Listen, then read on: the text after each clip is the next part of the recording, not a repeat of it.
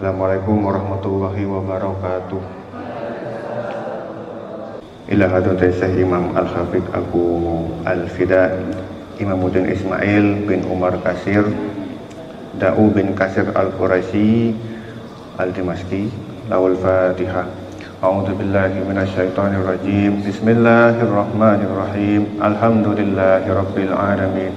Arrahmanir rahim. Maliki yaumiddin. Iyyaka na'budu wa iyyaka nasta'in. Ihdinas siratal mustaqim. Siratal ladzina an'amta 'alaihim ghairil maghdubi 'alaihim waladdallin. Amin. Tadi tak lihat ada beberapa ayat yang salah, beberapa huruf. Nah, itu kita ulangi dulu. Dibuka ayat 79. Kita baca satu ayat ini dulu. Ada 5 ayat, beberapa yang salah. Dibaca 79. Tadi keliru wain, dibaca ain. Wasba kebaca asba. Nah, kita baca bareng-bareng. Bismillahirrahmanirrahim. Ammas safinatu fakanat limasakina ya'maluna fil bahri fa'aradtu an a'ibaha wa kana wara'ahum malikun ya'khudhu kulla safinatin wasba. 89. Summa atba'a sababa. Tadi mungkin grogi, keliru ke yang lain. Nah, ini dibiasakan ya. Latihan, kalau udah sering baca insya Allah nggak salah-salah. Sekarang ke ayat 97. Famasta'u, sering kebaca famastata'u. Nah, kita baca ayat 97. Famasta'u ayyalharuhu wa mastata'u lahu naqba. Sekarang ke 104. Alladzina dhalla sa'yuhum fil hayatid dunya wa hum yahsabuna annahum yuhsinuna sun'a. 109. Qul law kana al-bahru midadan li kalimati rabbi lanafidal bahru qabla an tanfada kalimatu rabbi walau ji'na bimithlihi madada. Sebenarnya ada banyak yang lain, cuman kita lanjut ke tafsirnya. Kita buka ayat 60, lanjutan dari yang kemarin. Dan ketika dibaca dulu ya. Wa il qala Musa li fatahu la abrahu hatta abluwa majma'al bahraini au amdiya huquba. Wa is, dan apabila qala, berkata Musa, Nabi Musa, li fatahu, kepada pelayannya, la tidak abrahu, aku berhenti, hatta, sampai, ablugha, aku mencapai, majma'ah, pertemuan, al-bahrain, 2 laut. Ini ayat 60. Ketemu ya 60? Ketemu. Bahraini, 2 laut, atau amdiya, aku berjalan, hukuba, bertahun-tahun. Ingat ketika Nabi Musa berkata kepada muridnya, aku tidak akan berhenti berjalan sebelum sampai pertemuan 2 laut. 2 ya, enggak 1, 2. Atau sampai bertahun-tahun. Ini ada ceritanya. Dulu Nabi Musa itu sempat ceramah. Ceramahnya sangat detail, jelas. Kemudian ada yang nanya, wahai Nabi, siapa orang yang paling pintar sak dunya? Nabi Musa langsung, ya saya, apa maneng? Nah, Allah tersinggung kan, kok enggak nyebut nama Allah ya? Ini Nabi Musa kok enggak, malah nyebut dirinya sendiri. Orang yang nanya tadi, oh ngoten nggih, ya wes. Di riwayat lain ada yang bilang kalau dia itu Nabi Khidir yang nanya ini, tapi dia menang aja. Menang aja. Mana Allah negur Nabi Musa. Nabi Musa, ono kawulaku sing lebih pinter karo kowe. Sapa? Nabi Khidir. Ada yang bilang Nabi Khidir ini adalah panggilan saja, nama aslinya bukan dia. Khidir ini adalah panggilan saja, nama aslinya bukan dia. Ada yang bilang Nabi Khidir ini wali. Banyak keterangan yang beda-beda emang. Terus bagaimana cara saya menemukannya? Nah, maka muncul ayat ini. Allah menjelaskan tentang Nabi Musa. Salah satunya adalah melalui ayat ini. Siapa yang bantu ini? Dalam bantu khodamnya. Khodamnya Yusha ibnu Nun. Ya, Yusha ibnu Nun. Yusha bin Nun.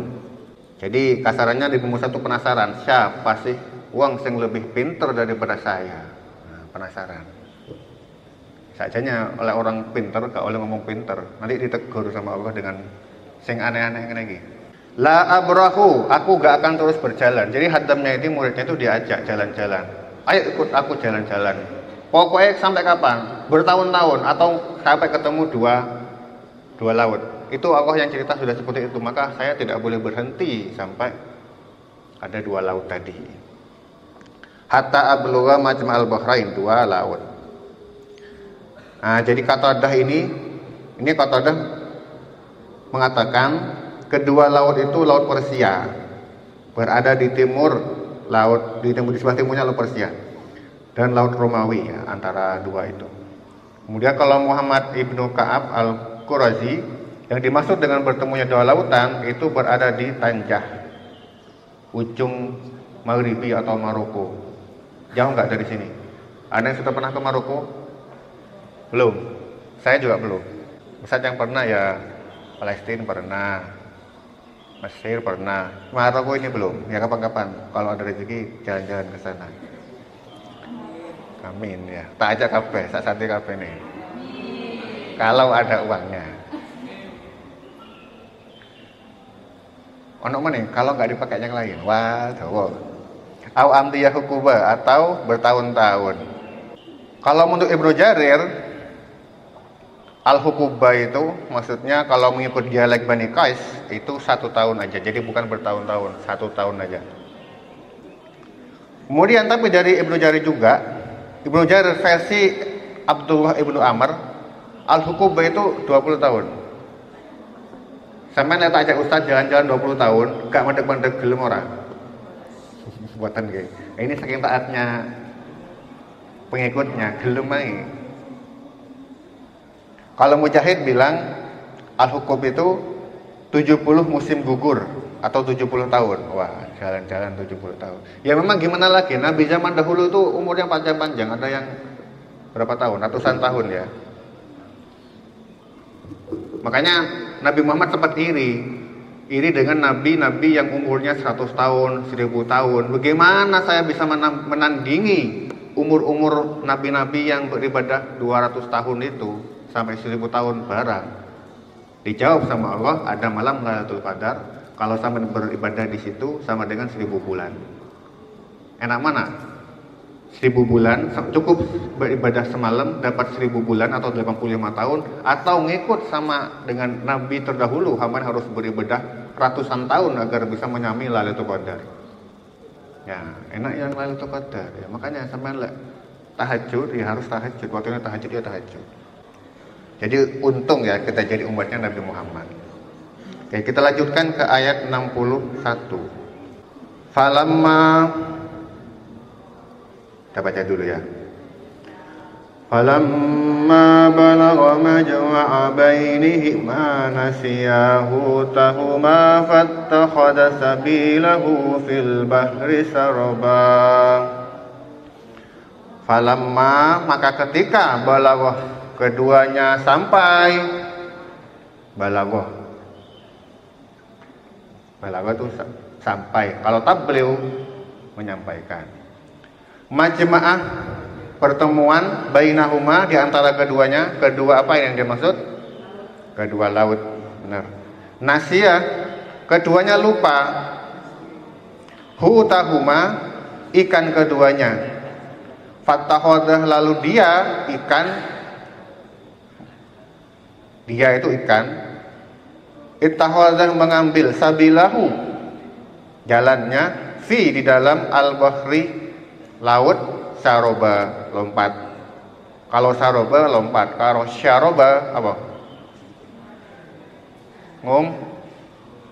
Ngombe, beda ya. Sin sama shin beda. Maka ketika mereka sampai di pertemuan dua laut itu, mereka itu lupa kalau sudah sampai di laut itu. Jadi sempat diceritakan, Musa, dari sampean iwakmu hilang, berarti pertemuan dua laut itu ya wis dek kono kuwi. Ikan ini sampai sekarang masih ada. Tahu nama ikannya? Bukan. Ikan ini sudah jadi ikan kering, sudah dimakan separuh sama Nabi Musa berdua itu. Dengan kekuasaan Allah, ikan yang separuh ini hidup lagi, menculut itu? Lompat ke laut lagi, kemudian di tengah-tengah es itu dia ngebor es, jadi ada bekasnya, ada jejaknya bahwa dia itu benar-benar lompat di situ. Sekarang ditemukan namanya flatfish. Flatfish itu, nah karena kan udah dimakan separuh kan, ikannya kan udah dimakan separuh, otomatis kan tinggal separuh ikannya. Jadi flatfish ini unik, separuh badannya ada daging, separuh badan tidak ada daging. Sampai sekarang masih ada. Saya ini ada saya fotonya. Kalau ada LCD-nya tak tunjukkan di sini. Karena nggak ada LCD-nya. Ya, nanti saya mencari ya. Kapan-kapan sampai ke Maroko nyari flatfish. Cek adone YouTube, ya wes YouTube selesai. Itu banyak kalau kalian cari di Google atau apa, flatfish atau ikan separuh. Ini peninggalannya itu. Jadi tanda kalau dia sudah sampai di tempatnya Nabi Khidir itu ikannya hilang. Nih, kita lanjutkan ya. Ikan ini ditaruh di tempatnya namanya apa nama tempatnya itu ya? Kayak karung goni yang dijadikan tempat ikan satu karung goni dijadikan tempat ikan.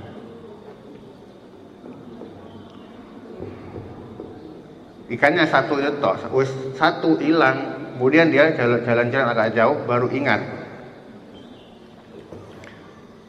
Muridnya kan yang pegang ikannya. Falamma balagha, mereka berangkat hingga tempatnya dua laut, tapi dia lupa, antara lupa dan ketiduran ya. Kalau di tafsirnya, saya bacakan tafsirnya, keduanya berangkat hingga sampai di tempat bertemunya dua laut. Di tempat itu terdapat mata air yang disebut Ainul Hayat, mata air kehidupan. Di tempat itu dua orang ini ketiduran. Habis ketiduran, ikannya itu terkena percikan mata air, kemudian ikan bergerak hidup lagi dalam kantong Yusha bin Nun. Lalu ikan melompat dari kantong itu dan menceburkan dirinya ke dalam laut. Yusha bangun, tapi nggak sadar dompetnya kosong, bukan dompet ya agak besar. Ikan itu menempuh jalannya di dalam laut. Sedangkan air di lautnya itu tidak bersatu lagi, melainkan berbentuk terowongan. Karena itu disebutkan fattakhadha sabilahu fil bahri syaraba. Ikan itu melompat mengambil jalannya ke laut, membentuk lubang. Ini membentuk jalan yang dilaluinya seperti terowongan dalam bawah tanah. Mungkin saking cepatnya sampai ada bekasnya, atau waktu itu ada, ya nggak tahu ya. Menurut Ibnu Jurayj, jalan yang dilalui oleh ikan itu seakan-akan membatu, keras dan tidak menutup, sebagaimana lazimnya benda cair. Jadi langsung cepat, langsung beku. Nah, jadi ada bekasnya. Itu cara Allah membuat jejaknya ikan. Versi Al-Aufi,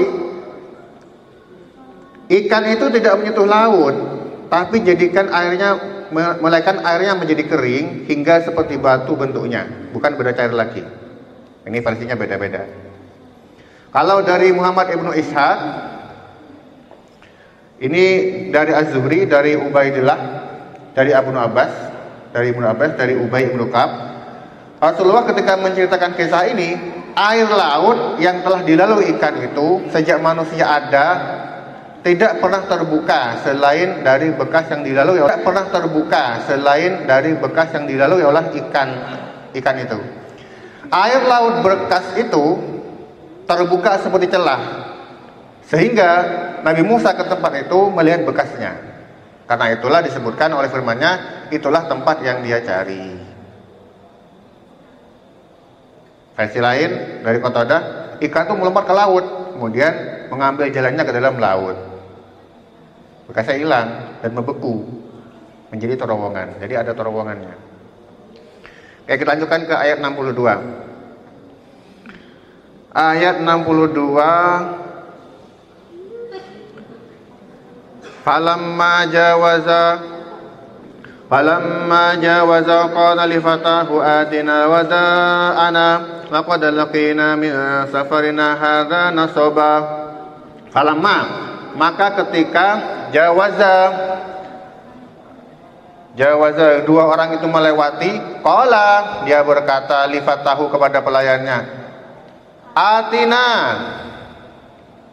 bawalah kepada kita, wada'ana, sarapan kita, laqad laqina, laqad, sungguh, ini dalam taukid ya, laqina, kita telah menemui, min safarina, min dari safarina, perjalanan kita, hadza, ini, nasoba, capek.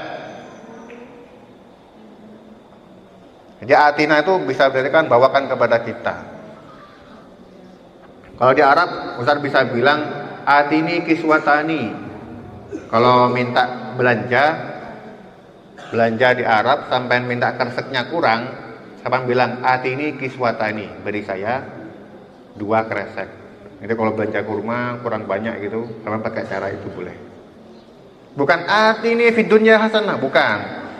Beda itu kalau minta kebaikan dunia akhirat. Jadi kalau minta kresek tambahan atini kiswatani. Nah, orang ini karena sudah lapar, Nabi Musa itu sudah lapar, ngomong kepada hadamnya, ambilkan ikannya, saya lapar. Nah,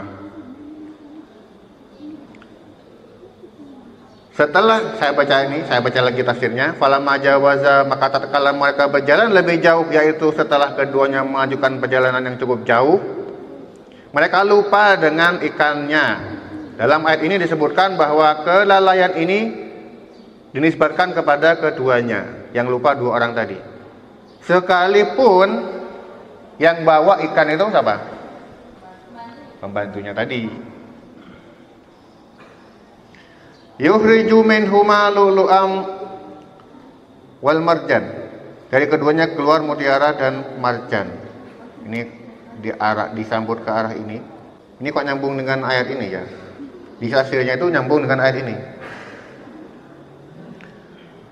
Pengertiannya sama dengan di surah Ar-Rahman ayat 22, yakhruju minhumal lu'lu'u wal marjan. Dari keduanya keluar mutiara dan marjan.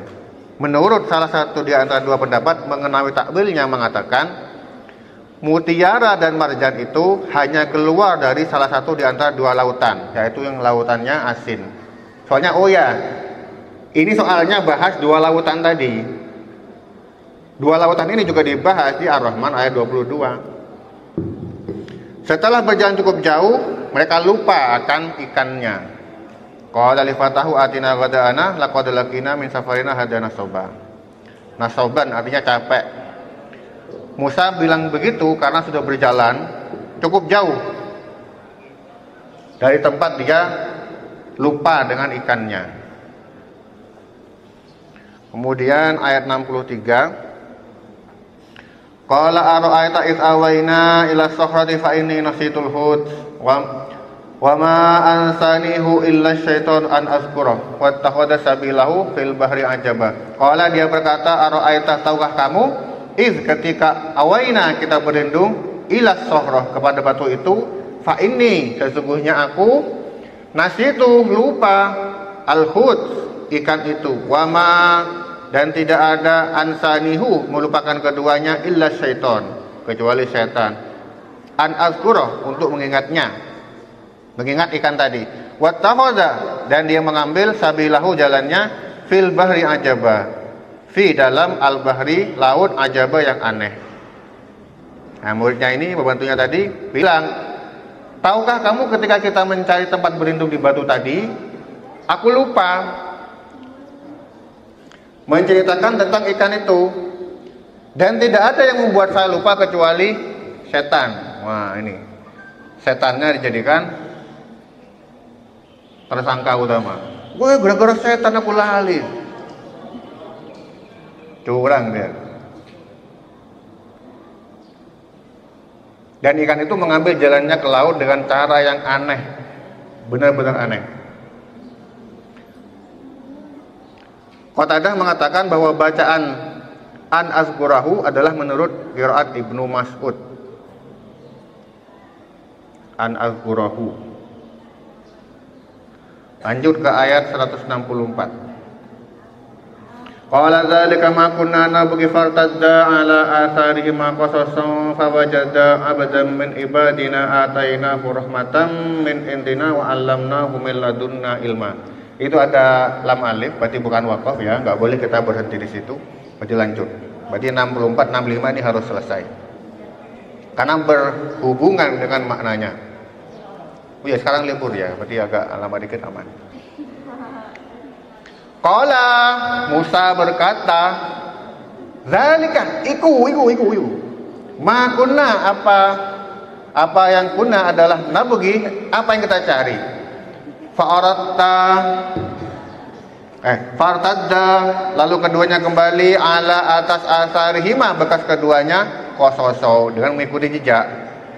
Sudah jalan agak jauh, dia menelusuri balik ke tempat asalnya, menelusuri jejak-jejaknya yang awal. Iku wis bener iku. Ya wis dek kono tempate. Petunjuknya itu kalau ikannya hilang, maka dia akan menemui Nabi Khidir di situ. Nah, itu petunjuknya. Ayo kita balik.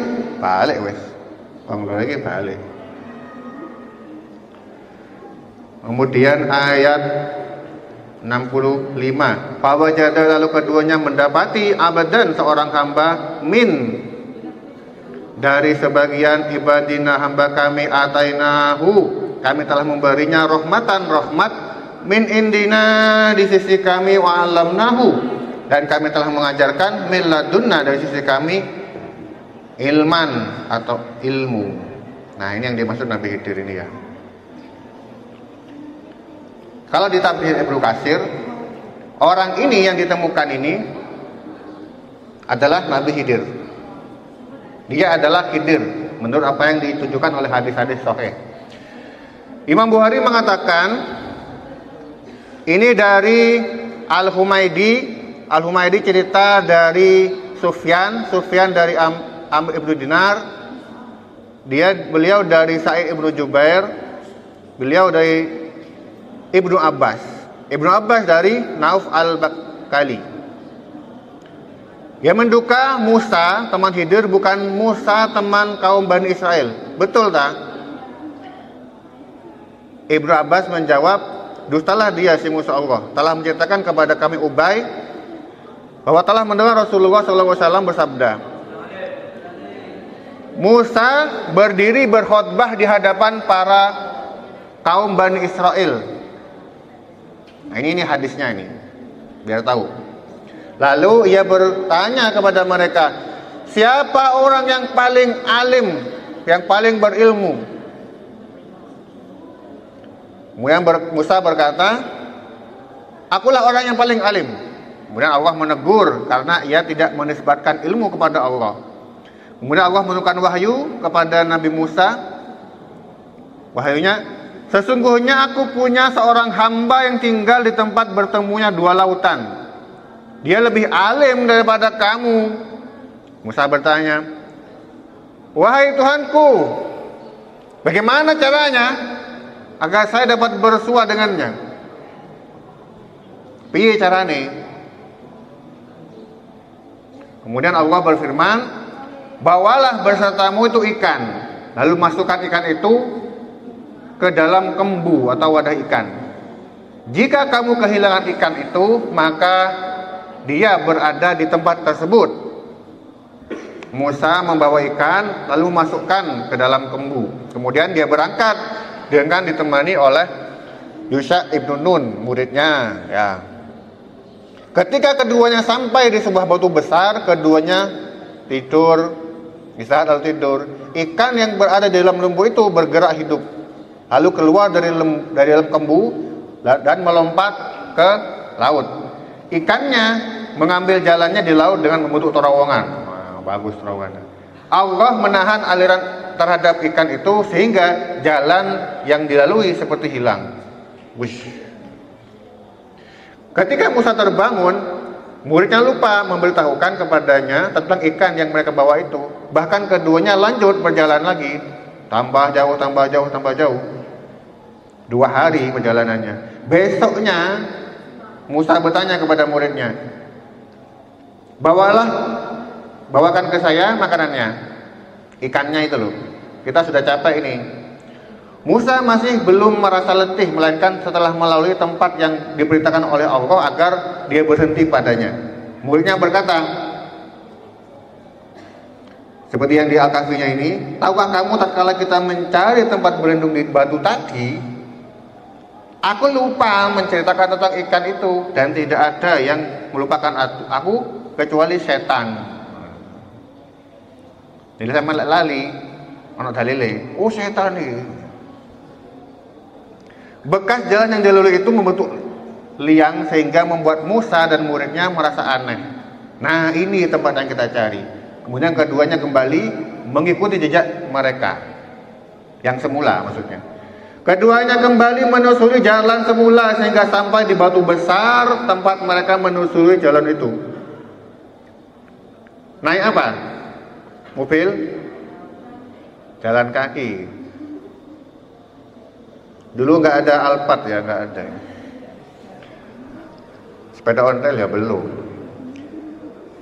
Tiba-tiba Nabi Musa bertemu dengan seorang laki-laki berpakaian lengkap. Musa mengucapkan salam. Lelaki itu yang Khidir menjawab, di manakah ada salam di bumi ini? Musa menjawab, sayalah Musa. Nabi Khidirnya nanya, Musa Bani Israel? Ya. Nabi Musa nanya lagi, saya datang kepada sampean ini untuk menimba ilmu pengetahuan dari apa yang telah diajarkan oleh Allah kepadamu. Kemudian dijelaskan di sini kalau di Al-Kahfi 67, sampean gak akan sanggup sabar. Hai Musa, sesungguhnya aku mempunyai ilmu yang telah diajarkan oleh Allah kepadaku, sedangkan kamu tidak tahu. Dan kamu punya ilmu yang telah diajarkan oleh Allah kepadamu, sedangkan saya tidak tahu. Musa berkata, insya Allah kamu akan mendapati saya orang yang sabar, dan saya tidak akan menentang sesuatu pun. Pokoknya percaya sampean aman-aman. Merayu. Jadi Nabi Musa itu merayu Nabi Khidir apa caranya agar dia percaya. Kemudian keduanya jalan di tepi pantai dan bertemu dengan perahu. Kemudian keduanya meminta kepada para pemilik perahu itu agar mereka berdua dibolehkan naik perahu itu. Kemudian para pemilik perahu telah mengenal Nabi Khidir. Ini ada yang bilang nabi, ada yang bilang wali, wallahu a'lam ya. Maka mereka mengangkut keduanya tanpa bayar ketika keduanya telah berada di dalam perahu. Tiba-tiba Nabi Musa terkejut karena Khidir memecahkan sebuah papan perahu itu dengan kapak. Jadi kapak langsung dipukulkan kepada perahunya. Oh, kroso ya. Mereka pakai kapak, gak pakai tangan. Kalau tangan gak pecah, kalau kapak pecah. Kemudian setelah itu apa? Itu yang pertama menganu perahu. Yang kedua membunuh seorang anak. Ya tak tahu sekarang ini. Musa berkata kepada Nabi Khidirnya tadi, mereka telah mengangkut kita tanpa bayar, gratisan iki lho. Ya apa sih kok malah di ngunukno? Kenapa kamu dengan sengaja merusak perahu dengan melubanginya agar para penumpang perahu ini tenggelam? Sama kayak gak bener. Ya, cara kasaran yang ngono. Nabi Khidir berkata, kandhane sampeyan iki gak akan percaya, gak akan sabar karo aku. Wis to lho, mulya. Kasarane ngono. Nabi Musa, ojo ngono kok. Jangan seperti itu. Iku wis angel. Kemudian Rasulullah melanjutkan sabdanya, pada yang pertama kali ini Nabi Musa lupa. Kemudian ada seekor burung pipit hinggap di sisi perahu itu, lalu minum air laut itu dengan paruhnya sekali atau 2 kali patukan. Maka Khidir berkata kepada Nabi Musa, ilmuku dan ilmumu gak ada apa-apanya dibanding ilmunya Allah, melainkan seperti kurangnya air laut ini oleh apa yang diminum burung pipit itu. Tahu burung pipit? Burung pipit minum di laut, seret ambil 1 tetes 2 tetes. Nah, ilmunya Nabi Musa dan Nabi Khidir yang diminum itu, ilmunya Allah seluas laut. Banyak mana? Banyak lautnya, banyak ilmu Allahnya. Kemudian setelah itu ngapain? Nabi Khidir berjalan di pantai, kemudian tiba-tiba melihat seorang anak yang bermain-main dengan sejumlah anak-anak lainnya. Khidir serta-merta megang kepala anak itu dan mencabut kepalanya dengan tangannya hingga anak itu mati. Musa berkata kepada dia, lah apa dibantai ini bro? Juga ngono ya. Bukankah karena dia membunuh orang lain? Sampai gak bener nih. Kemudian Nabi Khidir, bener kan? Gak sabar kan? Kalau dilihat dari sisi hukum, mulia mana, tinggi mana kastanya, tingkatannya Nabi Musa dan Nabi Khidir ini? Nabi siapa? Bagus mana? Tergantung dilihat dari sisinya. Kalau dari sisi makrifat, tinggi Nabi Khidir. Kalau dari segi syariat, lebih tinggi Nabi Musa. Ya, habis ini kegiatannya apa? Salah 2? Libur, ya wis libur. Ya wis. Pasal sekali dulu. Tanggung ya. Kita insya sampai jam 12 malam. Enggak bercanda. Kemudian Nabi Musa berjalan, jika aku bertanya kepadamu tentang suatu sesudah ini, maka wes tinggalkan saya. Kemudian berjalan. Kemudian sampai kepada penduduk suatu negeri, mereka minta dijamu kepada penduduk negeri itu. Tapi penduduk itu tidak mau menjamu mereka. Kemudian keduanya menjumpai di dalam itu dinding yang hampir roboh. Ini ayat 77 nih sampai ini. Maksudnya dinding rumah itu miring. Nah, Khidir mengisahkan dengan tangannya untuk memperbaiki, menegakkan dinding rumah itu. Kemudian Nabi Musa itu ngrutu gremeng kene njaluk mangan gak dikei, malah disuruh benakno omah. Omahe sapa? Iki gak penting banget. Kan lapar ya, sama lapar disuruh pas lapar-lapare jaluk mangan malah disuruh bangun omah. Yo gak karu-karuan. Kemudian Nabi Musa berkata, nek sampean gelem, sampean jaluk upah, jaluk dibayar lah, kerja gak dibayar.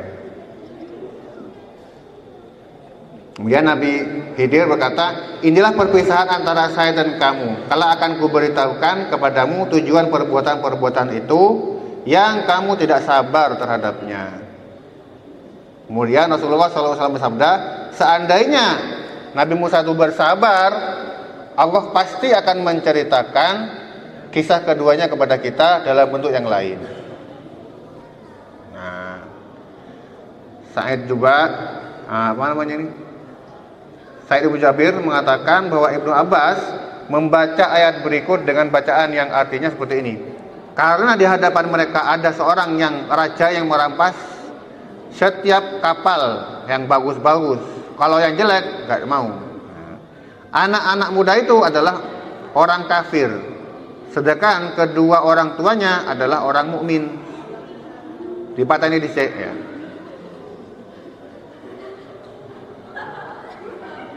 Ini ada masih lanjutannya di tafsir 65. Sufyan mengatakan dalam hadis ini, bagian bawah batu besar itu terhadap mata air yang disebut mata air kehidupan. Nah, tidak ada sesuatu pun yang terkena airnya melainkan dapat hidup kembali. Maka ikan yang mereka bawa itu terkena percikan air itu sehingga ikannya hidup lagi, meloncat dari wadahnya dan menceburkan dirinya ke laut. Ini masih panjang ceritanya, kita lanjutkan ayat 65 ini di pertemuan minggu depan. Wallahu a'lam bishawab. Allahumma arhamna bil Qur'an waj'alhu lana imaman wa nuran wa hudan wa rahmah. Allahumma zakkirna minhu ma nasina wa allimna minhu ma jahilna warzuqna tilawatahu ana al-laili wa atrafan nahar waj'alhu lana hujjatan ya rabbal alamin. Alhamdulillah. Khairi. Wassalamualaikum warahmatullahi wabarakatuh. Allahumma salli ala Sayyidina Muhammad